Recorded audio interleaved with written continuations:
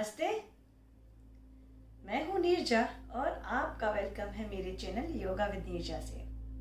आज एक और एपिसोड के साथ जो कि गीता से रिलेटेड है मैं लेकर आपके सामने आई हूँ। मैं कोशिश करूँगी कि मैं इस एपिसोड के साथ न्याय कर सकूँ, अच्छे से एक्सप्लेन कर सकूँ।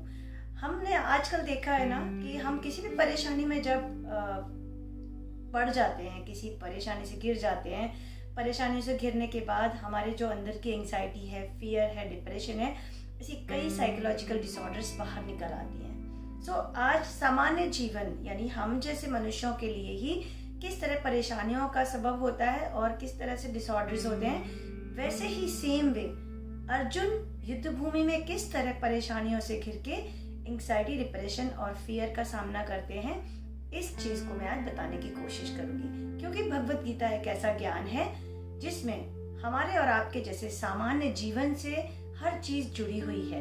तो आज हम अपनी कुछ मानसिक डिसऑर्डर्स के बारे में, अर्जुन को किस तरह से उस डिसऑर्डर को फील होता है और उन परिस्थितियों में जब वो परिस्थिति परेशानी और दुख की होती है तो कैसे अर्जुन भी ये भूल जाते हैं कि सही क्या है और गलत क्या है। तो आइए शुरू करते हैं। भगवत गीता का अध्याय 1 के कुछ श्लोक हैं, जो श्लोक बहुत ही महत्वपूर्ण हैं। अध्याय का नाम है अर्जुन विषाद योग।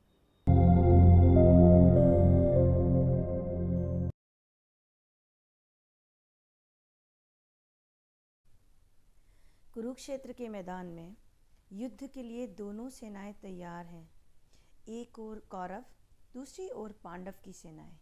एक ही कुल के भाई, मामा, चाचा, ताऊ आदि खून के सभी रिश्ते एक दूसरे से युद्ध करने को तैयार हैं, मरने मारने को तैयार हैं। दोनों सेनाएं बलवान योद्धाओं से युक्त हैं। कौरवों की तरफ से पितामह भीष्म ने सिंह के समान गर्जना करने वाला शंख बजाया। दूसरी ओर से श्री कृष्ण भगवान ने, अर्जुन ने भी अलौकिक शंख बजाकर युद्ध का आह्वान किया। सभी राजाओं ने अद्भुत शंख बजाकर युद्ध में स्वयं के होने का प्रमाण दिया। तभी कपिध्वज अर्जुन ने धृतराष्ट्र के पुत्रों को व्यूह में खड़ा हुआ देखकर श्री कृष्ण से कहा,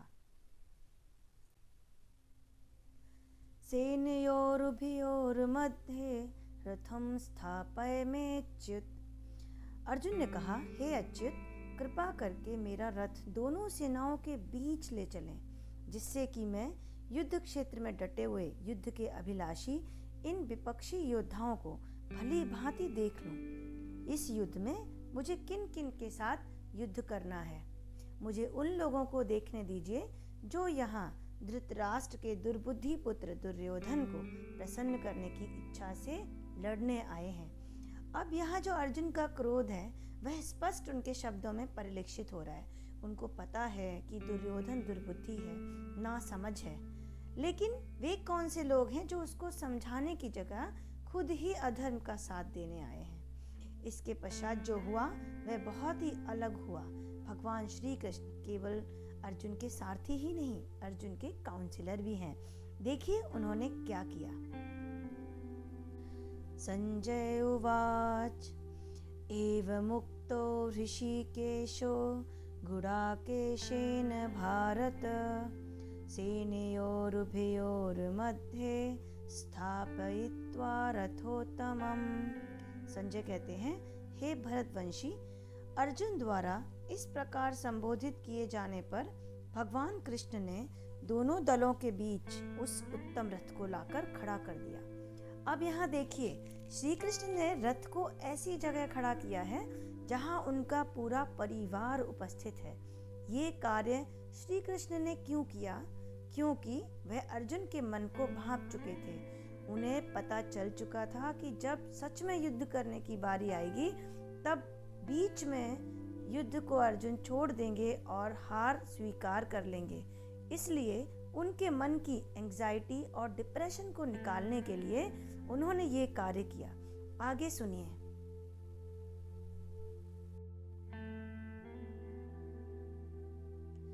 भीष्म द्रोण प्रमुखतः सर्वेषां च महीक्षिताम् उवाच पार्थ पश्येतान् समन्वेतान् कुरुनीति। श्री कृष्ण कहते हैं, भीष्म, द्रोण तथा विश्व भर के अन्य समस्त राजाओं के सामने भगवान ने कहा, हे पार्थ, यहाँ पर एकत्र सारे कुरुओं को देखो। तत्रापश्यत् स्थितान् पार्थः पितृनत् पितामहान् आचार्यान् मातुलान् भ्रात्रान् पुत्रान् पौत्रान् सखींस्तथा श्वशुरान् सुहृदश्चैव सेनयोरुभयोरपि तान् समीक्ष्य स कौन्तेयः सर्वान् बन्धून् अवस्थितान् कृपया परयाविष्टो विषीदन्मिदम् अब्रवीत्। अर्जुन ने वहां दोनों पक्षों की सेनाओं के मध्य में अपने चाचा, ताऊ, पितामहों, गुरुओं, मामाओं, भाइयों, पुत्रों, पौत्रों, मित्रों, श्वशुरों एवं शुभ चिंतकों को देखा। जब कुंती पुत्र अर्जुन ने मित्रों एवं संबंधियों की इन विभिन्न श्रेणियों को देखा तो वह करुणा से अभिभूत हो गया और जिसका डर था वही हुआ। अर्जुन के मन की व्यथा एंग्जाइटी में बदल गई और वह श्री कृष्ण से बोले, दृष्टेमं स्वजनं कृष्ण युयुत्सं समुपस्थितं सीदन्ति मम गात्राणि मुखं च परिशुष्यति।